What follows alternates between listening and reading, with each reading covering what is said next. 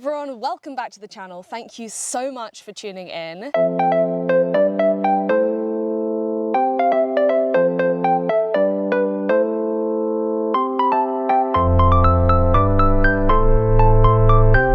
This week's guest on Trailblazers Talk is climate activist, GB ultra runner and writer Damian Hall. Alongside podiuming in some of the world's toughest races, Damian Hall is the author of several different books and also the co-founder of The Green Runners, a community of runners and climate activists, which I am also a member of. Damian, aside from your record-breaking running performances, I do actually feel like we have a lot in common, so I'm so excited to chat to you today. Thank you for coming out here to see me. No problem. Nice to come and meet you. So is it true that you weren't always a runner? Like, this wasn't something you've been doing for a really long time? And also, I hear that you ran your first marathon dressed as a toilet? Yes, that's true. I mean, back in school, I did enjoy cross country, which is probably not not popular with most people, but I much preferred football. And when I got a bit older, trekking really, and a bit of mountaineering. But in 2011, I did the Bath Half and just absolutely loved it. And I was like, wow, this running stuff, it's great. So the next year I was doing my first marathon, dressed as a toilet. And yes, I did look a bit flushed. Well, that was the most popular thing that was shouted out to me. And yeah, I was raising money for WaterAid, and I thought my friends wouldn't sponsor me if I didn't do something stupid. But I loved that again. And later that year, a magazine actually sent me to do my first ultramarathon, and I loved it even more, I suppose, because it was sort of out in the hills and out for longer. The aid stations as well, lots of snacks, and I just got carried away, really, and it sort of kind of become my life, really. That's incredible. Why a toilet? I know you say you were sponsored by WaterAid, but I would like to know if you are the fastest marathoner dressed as a toilet. Regrettably, I'm not. Oh no! I didn't. So I remember hearing another podcast a few years ago, and someone else said they'd done it, and they did have the record. I've forgotten. So that was my first marathon. I think I ran 3:17, but they were 3 something. They were quicker. So who knows? Maybe I'll go back. Yeah. And I did have the choice. I had the choice between a tap and a toilet, and I just thought, yeah, my friends wouldn't be so impressed with just running as a tap. You know, the tap is running. I suppose there's some fun Tap is running. puns to be had, but yeah, I just thought toilet would get people's imagination. But yeah, that's a record I need to go back for, possibly. For sure. And a big part of your work is promoting an eco-friendly lifestyle, talking about the environment. When was it that you started caring about all of that kind of stuff? Or has this been something that's been a recurring theme through your life? I grew up in, I suppose, this end of the country where those sort of ideas are more prevalent, I'd say, and my parents, you know, had values and beliefs, but it was never sort of rammed home or pushed hard. You just grew up, I don't know, in the outdoors more than other people, I suppose. I didn't realise that at the time, but you do later on. But it wasn't really till, I suppose, 2019 and seeing Extinction Rebellion's protests in London and going, wow, these people they're really serious about this, and they're really worried about it. I started digging into things and listening to them, and it's much more urgent than governments and a lot of the media was saying, and you're sort of, and then you're quite alarmed by it. And then I suppose you naturally start thinking, well, what about the running world? What about me? What are the worst things? What could be improved? How can running be, I suppose, a force for good? How can it help? So all those things have been on my mind ever since, really. And how can running be a force for good? I mean, you've written several books, and one of them, We Can't Run Away From This, right, is about that. But briefly, for the audience, for anyone who hasn't read it, what would you say that we can do? Well, there's a fascinating debate ongoing that you'll be aware of, almost this kind of individual action versus collective action. And individual action is more like, I suppose, looking at yourself, your lifestyle, your own footprint. What can you improve there?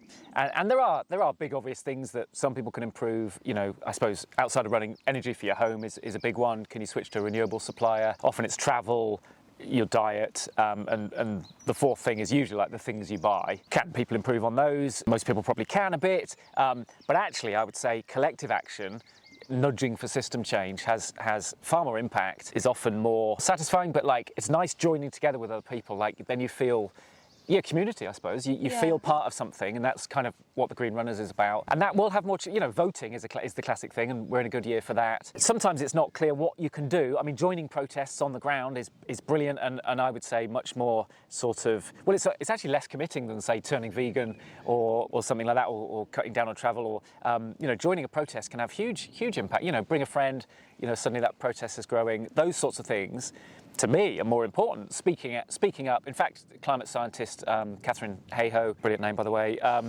is her thing is like talk about it. She thinks the number one thing people can do is talk about it. You know, friends, family, might be social media. So yeah, I personally think those are the more important things. Of course, your footprint is relevant, but none of us can be perfect. I think more about collective action. Yeah, love that. So let's talk about ultra running. Most people who know you will know you through your ultra running. You came 5th at UTMB, is that right? You've also done the Barkley Marathons, you've done Tour de Géant, right? Yeah. And lots of other very difficult races, notoriously difficult. I mean, in my introduction, I did say some of the world's toughest races. How on earth did you get into ultra running and why?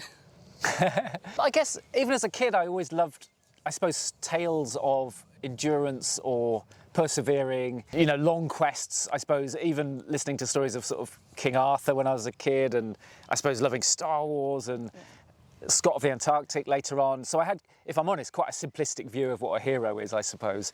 But those tales have always, really gripped me of what's it like to, you know, suffer and suffer for days and days. Now, ultra running, you know, it shouldn't be pure suffering for days and days.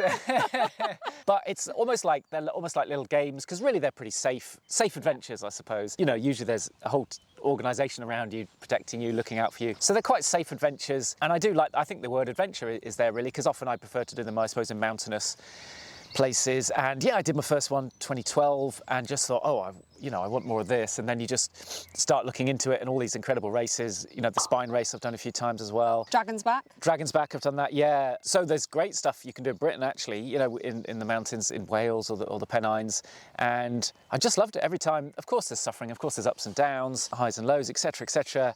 But I've never regretted doing one, and I just love it, And you got a course record, right, this year in Spine?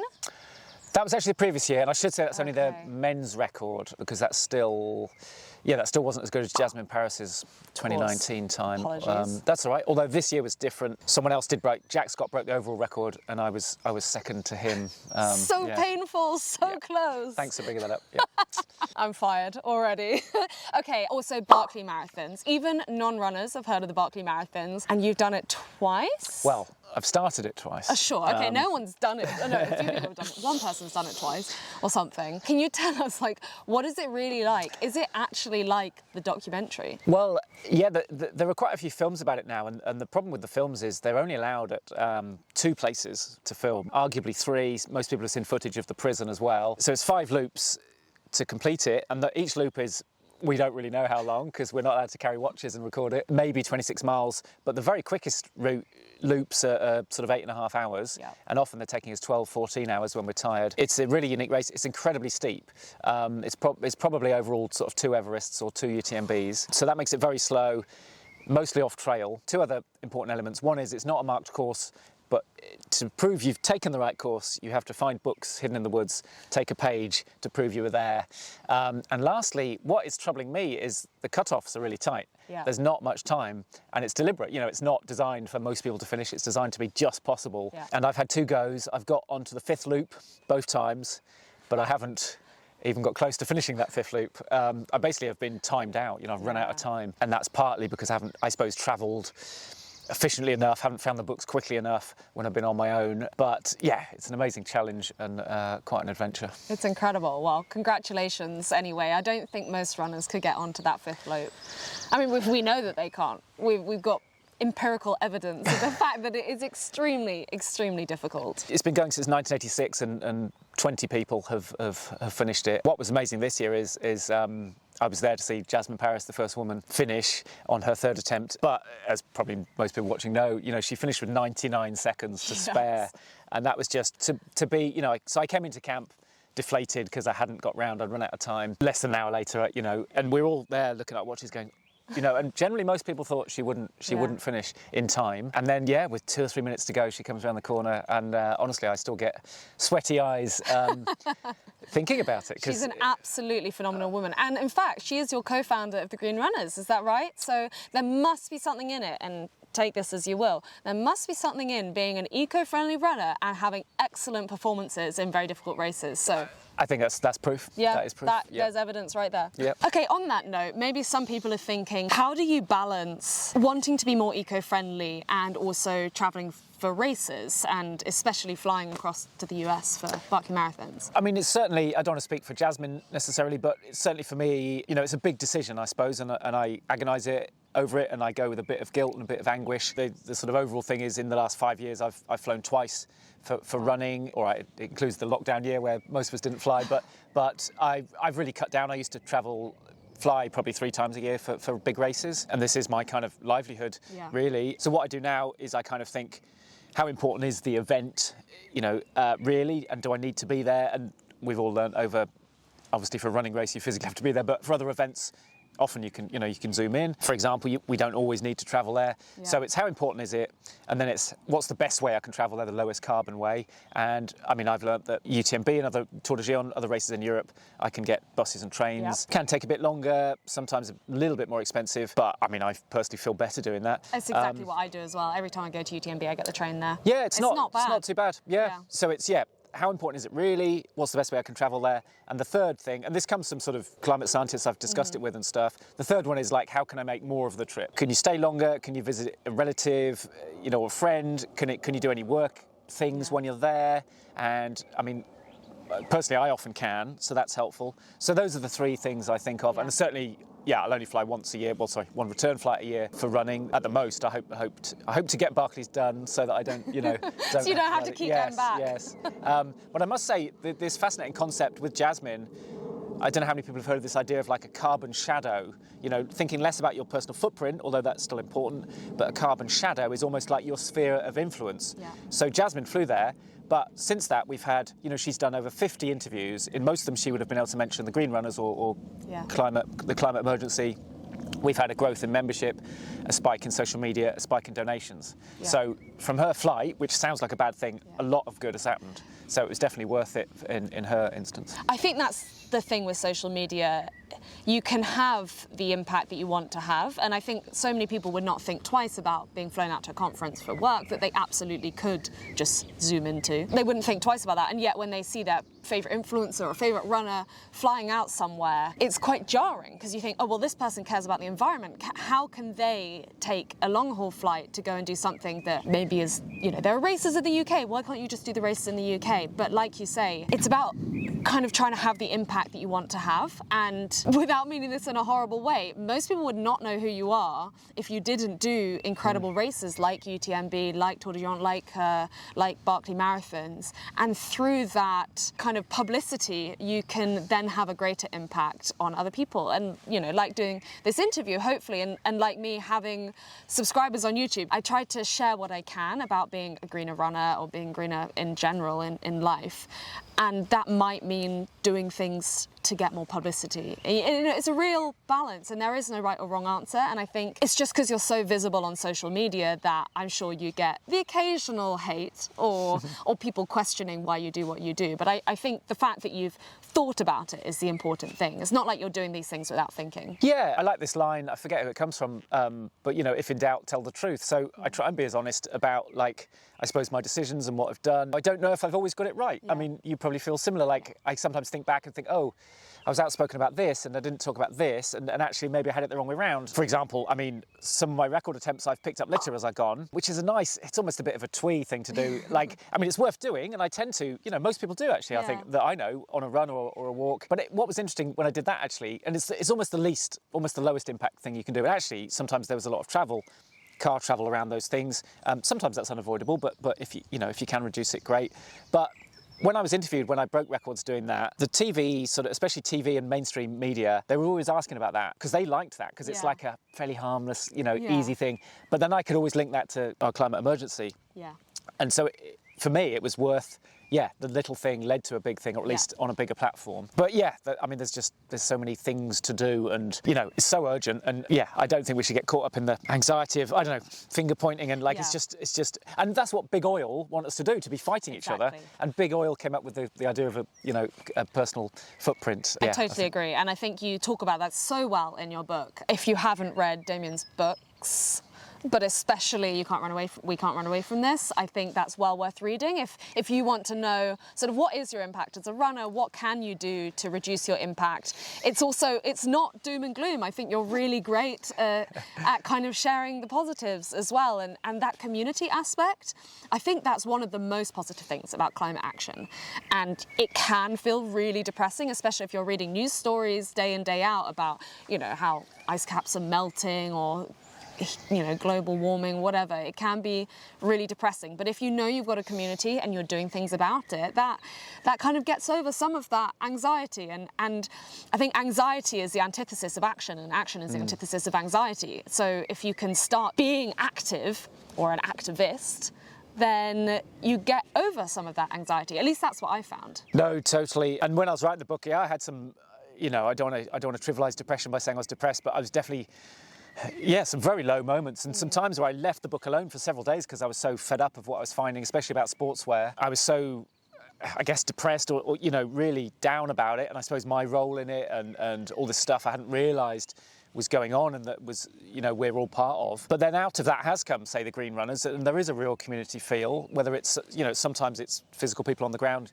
you know, meeting up for certain things, but also, I suppose, online community, and that really, really helps. Just knowing other people are anxious about that as well is, yeah, it's so helpful. I think you do a great job. Oh, thank you. So on that note, you've been very vocal about your opinions of UTMB's gas-guzzling sponsor, Dacia. Why do you think it's so important that racers don't take money from climate-destroying companies? And can you talk a little bit about what sports washing is? Yes, I mean, even when I wrote the book, actually, I hadn't really considered this topic too much, because in trail running anyway, there wasn't much. There's not loads of sponsorship, and then even then, it was usually sportswear brands who often aren't perfect. Well, no one's perfect, but often aren't great, but aren't high carbon. Yeah. And then last summer, there was the launch of the Game Changer sponsorship pledge. And I mean, if you look at other sports, I'm quite a big football fan. The high carbon sponsorship in that is just horrendous. I mean, my own club has, you know, an airline on its shirt and the stadium named after an airline. This pledge defines high carbon sponsorship as the fossil fuels themselves, the banks that support them, airlines and airports, and car manufacturers. I must admit, car manufacturers is the slightly trickier one, because most of us have cars, so we feel a bit more ambiguous about it. We've got a dog interlude. Hello, little one. Hello. Around the same time, we noticed, now Dacia, car manufacturer, had been a sponsor, but they became the headline sponsor of the biggest trail race there is, that I'd previously run several times. And quite a few of us felt, I suppose, upset, outraged by this. And you suddenly saw sports washing, is what we call it, because these companies almost always are high carbon companies, and they're not doing nearly enough. So, for example, Dacia, I've had good one-on-one conversations with them. Still 90% of their products are ICE cars, so cars that need fossil fuels, diesel and petrol, and they're making them, so they're, you know, locking people in for another 10, 15 years, however long those cars last, burning fossil fuels. And we know scientists are screaming at us saying, transition away from fossil fuels as fast as we can. And yet most of these companies are still over 90% creating, you know, stuff that is just going to carry on heating the planet, destroying the things we love. And they also produce, I think they have a heavy focus on SUVs and four-wheel drives, which is a big problem, especially in cities. You know, you see them driving around, they can't park anywhere, and they are the ultimate gas guzzler, really. So I think that was sort of the issue. It's not that, you know, no one's going to be driving cars, because we all know that, unfortunately, public transport is not what it needs to be. But this is something I've written extensively about.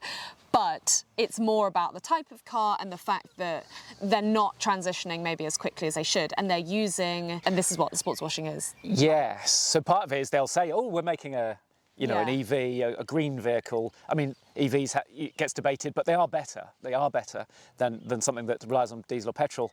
But they'll say, look, we're green, and you see this in sportswear as well. With the shoes, a brand will make one shoe that's a bit better, and they'll go, look everyone. But the rest, the rest of the products, over 90% of the products, will be, effectively bad, or could be much better, or adding to the problem massively. And you see the same in most car manufacturers. And what they're doing is they're partnering with these sort of wholesome, eco-friendly activities like running to green up their brand, right? And that's what sports washing is, from what I understand. Yeah, so they want to be attached to healthy, adventurous things that makes them look good and makes us feel good about them. And, that is not okay, because they are doing great harm. That, sport is really being impacted. Things are being cancelled, postponed, ruined, and sport, that's only a microcosm of what's going on around the world, and fossil fuels are the biggest part of the problem. Yeah, I think a lot of people who watch this channel already care about the environment. How do you get more runners to care? Because I think naturally, especially trail runners, you know, we spend so much of our time outside in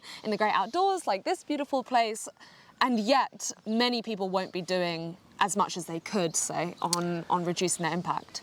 I would say a year or two ago, I didn't realise that sport and running was already being impacted, but it really is. So, for example, the English cross-country championships, there are various cross-country championships, but this is the English schools cross-country championships, was cancelled this year. It's been put to September from March because of flooding. The amount of rain we've had in the UK lately is just crazy, and we know that's exactly what scientists predicted, warmer, wetter winters. So that was cancelled. The Twin Cities Marathon in America last autumn was cancelled because it was too hot.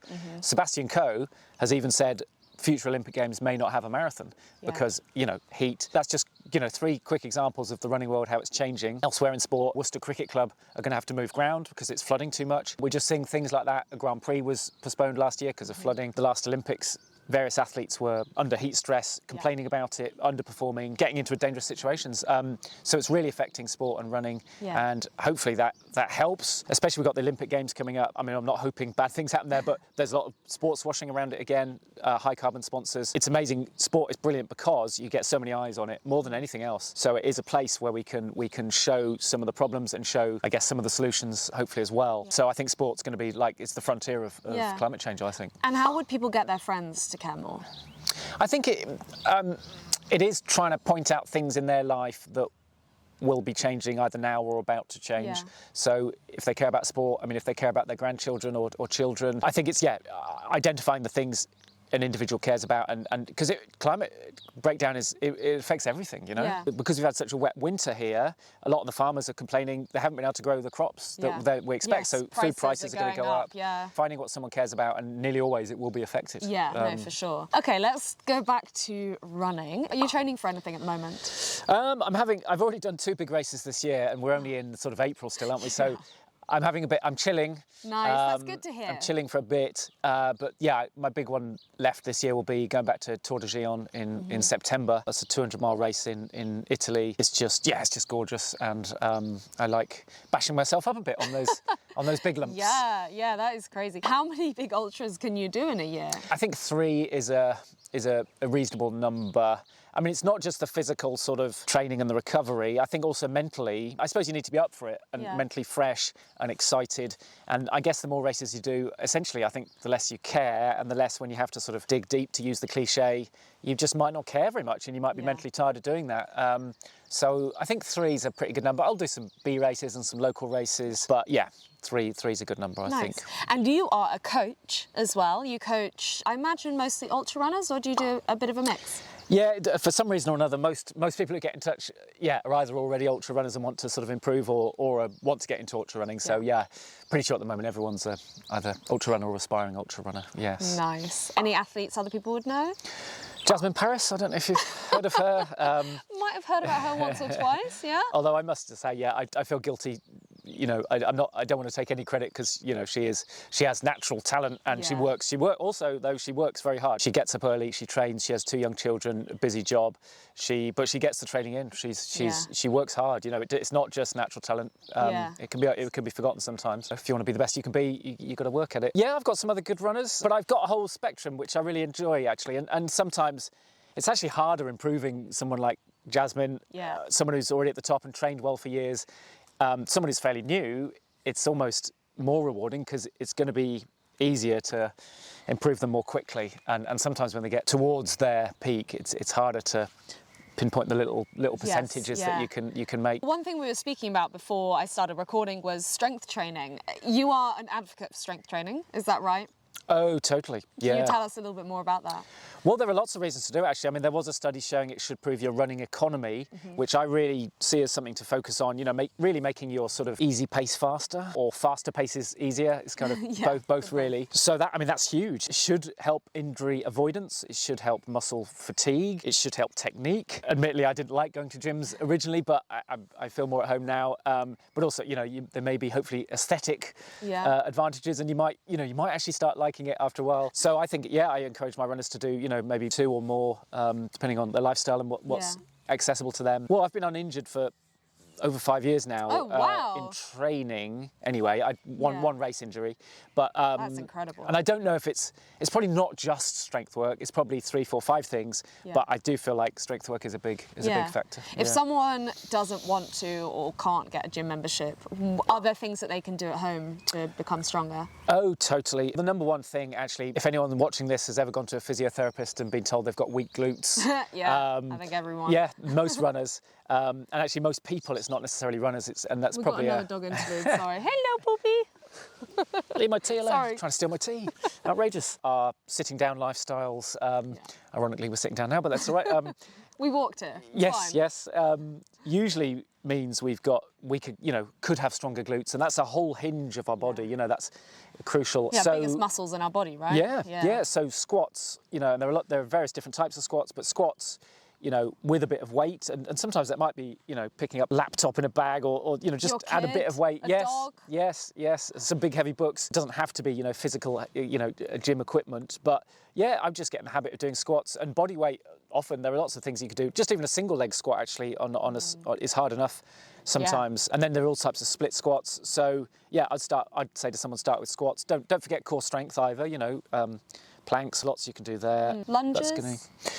Lunges do a similar thing, I believe. Yeah, and you can do them reverse lateral lunges as well. Yeah. Sometimes we forget the lateral stuff, don't we? So that's kind of sideways lunges. Pull-ups are a great one as well. I definitely neglect upper body. I don't know about you, but I try and keep pull-ups going. Leading up to race, I'll try and do one more every day, maybe to try and get towards my sort of PB for pull-ups. And then after the race, even just like 2 weeks later, I can't even do one. Really? Yeah. Oh, it's funny how quickly it drops off. Yeah, so strength is that. So your aerobic side, we can develop it for years and years. So that's hopefully quite exciting to people that you can benefit, and apparently it really lasts as well. But strength and speed, they're more of a short-term thing, so you have to sort of keep topping them up. You kind of use it or lose it, which means annoyingly you have to sort of keep going to the gym. Actually, that's one of my favourite things about ultra running, but running in general, but ultra running specifically, is that you can keep getting better until you're in your, mid-40s? If you start relatively early, like you can peak in your mid-40s and then whatever. Well, careful what you say there, because I'm probably no longer in my mid-40s. I'm beyond mid-40s. But yeah, I had my best run at UTMB, I was 42. Broke the Pennine Way record, I think I was 44 or 45. But I'd say from 46, I'm not as fast. Yeah. In sort of, 1 minute or 2 minute intervals, I can't quite reach the pace I used to. But that's not so important in ultra running, which is the great thing. Yeah, and I'm still at the moment competitive. Yeah.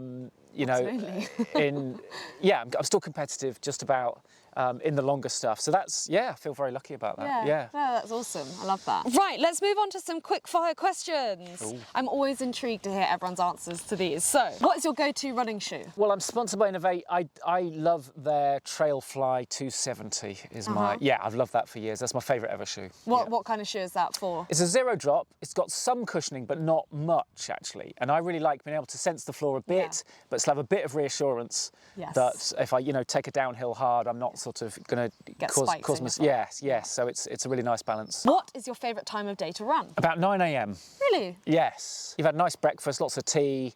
Kids have just gone off to school, and I usually go for a run then. What is your favourite post-run snack or meal? Easy. So it's what I have for breakfast, but quite often have it for lunch as well. Sourdough with lashings of crunchy cashew nut butter with little slices of banana on top, and a couple of mugs of tea. Dreamy. Tea after a run. Best thing ever, right? Yes. It's just, it's so much more hydrating than just water. Yeah. I love it. Hummus or guacamole? Hummus. Yeah, correct. If you weren't a runner, what would you do? I was a journalist. I'd probably go back to that, I suppose. I mean, running's not technically my job, but I did like trekking, sort of long distance hikes. So I'd probably go back to that, but it's trickier with family. But yeah, I like to be out in the hills, I suppose, whatever way I can be. So let's say hiking, Lovely. Name one thing that makes you happy every day. I'd say go for a run, cup of tea, see my kids, Very sweet. 3 answers. I like that. Thank you so much for joining me here today. I really appreciate you giving your time and for coming to Bristol to do this, so thank you. No problem, it's fun. Thank you so much for watching, everyone. I hope you enjoyed this video. If you did enjoy it, please do give it a thumbs up and go and follow Damian over on Instagram. He's also got a website. You are on your way to host a trail running retreat, is that right? Yes, down in Devon. Down in Devon, which sounds amazing, and I'm quite jealous that I'm not going to be there, but I don't think I'm quite fit enough at the moment. So go and check those out. I guess I'll see you next time. Thanks again for watching. Bye.